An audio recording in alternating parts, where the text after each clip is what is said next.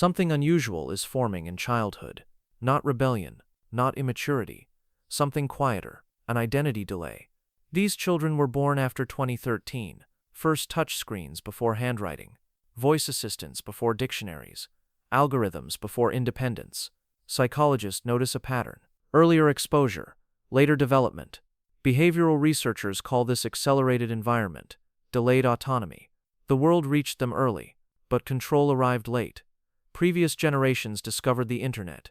These children never discovered it. They opened their eyes inside it. Tablets at restaurants, YouTube before bedtime, gaming before playground hierarchy, short bursts of stimulation, over and over. Here's the strange part. They know more about the world than most 10-year-olds ever did. They recognize brands, they recognize creators, they recognize global trends, but they struggle with something simpler. Self-definition. Not unintelligent, not incapable, underformed. In earlier childhood models, identity developed locally, family first, school second, community third, 3 stable mirrors. Now those mirrors are weaker. Instead, the child sees something else. Millions of faces, millions of lifestyles, millions of standards, all before adolescence.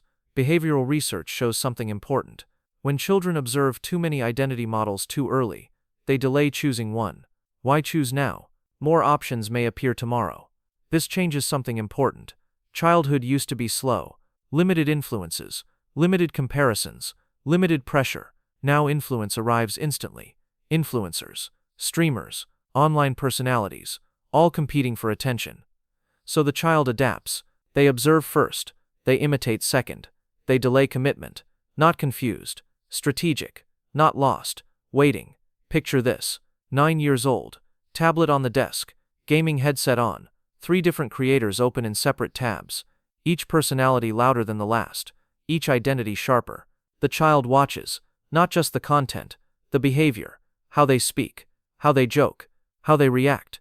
Learning social patterns through performance. Not through real friction. And this is where it gets interesting. Real identity forms through resistance. Disagreement. Embarrassment. Correction. But digital spaces soften those edges. Skip the video. Leave the game. Mute the chat. Friction disappears. Without friction, identity slows down. Not broken. Unformed. And this is only the first layer. Because the real pressure hasn't even started yet. The delay becomes visible around age 10. Not academically. Not technologically. Socially. These children navigate devices easily. Faster menus. Faster searches. Faster reactions. But identity moves slower. Psychologists notice something unusual. They consume personalities, but they hesitate to become one. There's a term for this. Identity outsourcing. Instead of forming identity internally, they borrow pieces externally. A creator's humor. A gamer's attitude. An influencer's confidence. Fragments. Not identity. Fragments. Previous generations copied too, but imitation had limits. Local classmates. Neighborhood friends. Television characters. Maybe 20 models. Gen Alpha faces something different. Millions of personalities. All visible. All competing. All optimized. Here's the strange part. Many of these personalities are not real identities. They are performances. Carefully edited. Carefully monetized. Carefully exaggerated. Children sense this. Not consciously. Instinctively. So they hesitate. Why build a self that cannot compete? Behavioral research shows comparison increases hesitation. The brain calculates risk. If the standard looks unreachable, action slows. Not lazy. Protective. Not insecure. Evaluating. Picture a classroom. 10-year-olds discussing creators instead of classmates. They quote streamers. They mimic reactions. They repeat phrases from videos watched hours earlier. But when asked a simple question, what do you like? The answers pause. Because preference now feels public. And public choices feel permanent. This changes something important. The internet records everything. Posts stay visible. Comments stay visible. Opinions stay searchable. So even children learn caution. Not expressive. Observant. Not spontaneous. Measured. And this is where it gets interesting. Identity once developed privately. Children experimented. Embarrassed themselves. Changed personalities weekly. No record.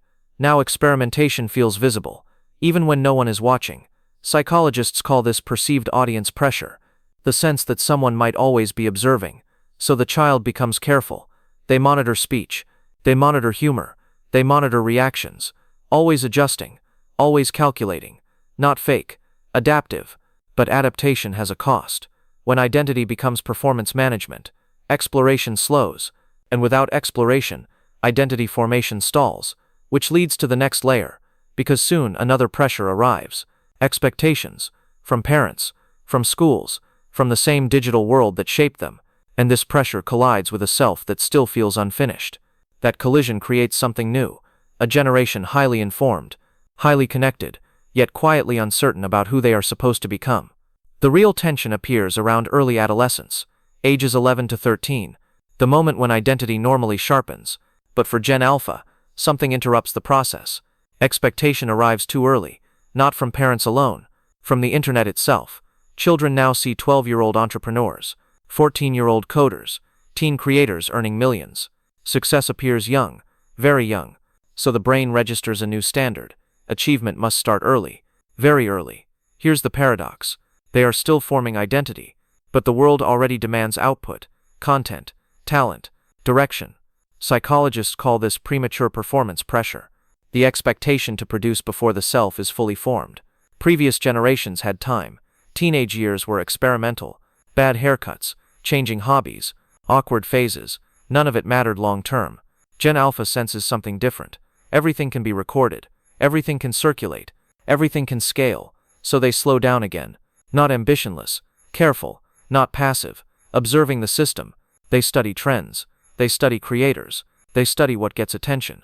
Not childish, analytical, but analysis delays action.